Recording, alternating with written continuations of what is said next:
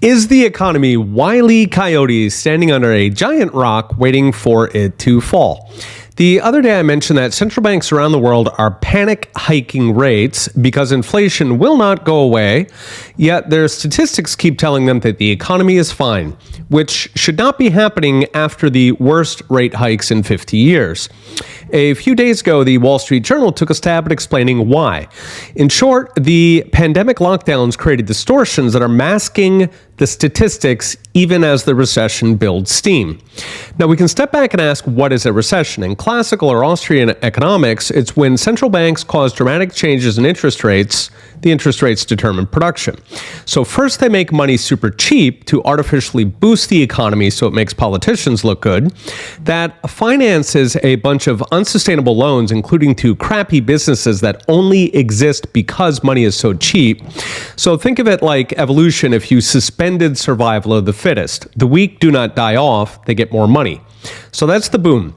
The bust comes because low rates lead to inflation, which central banks fight by slamming the brakes and hiking rates. That causes the crap businesses to fail in a cluster, which means unemployment and uncertainty that makes consumers and businesses cut back on spending, on top of the higher debt payments from the rate hikes themselves.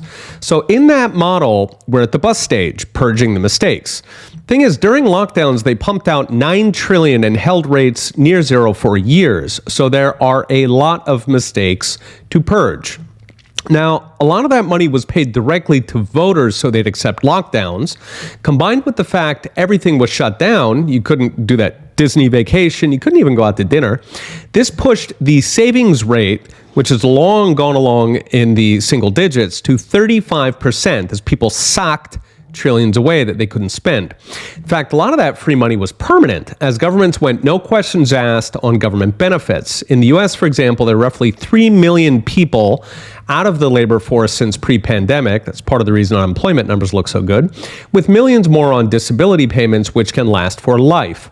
Finally, supply chains were choked for over a year, meaning people could not upgrade their cars and builders could not build homes.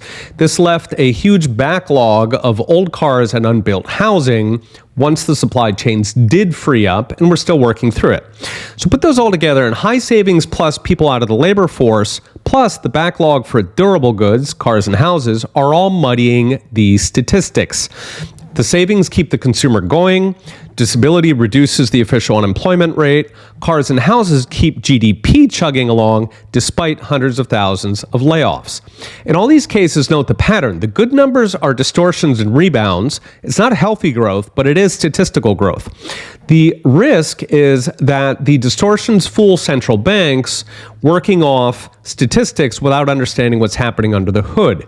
That raises the risk that the entire West will impose the mother of all policy errors, stomping on the brakes so hard that they send their economies into a tailspin.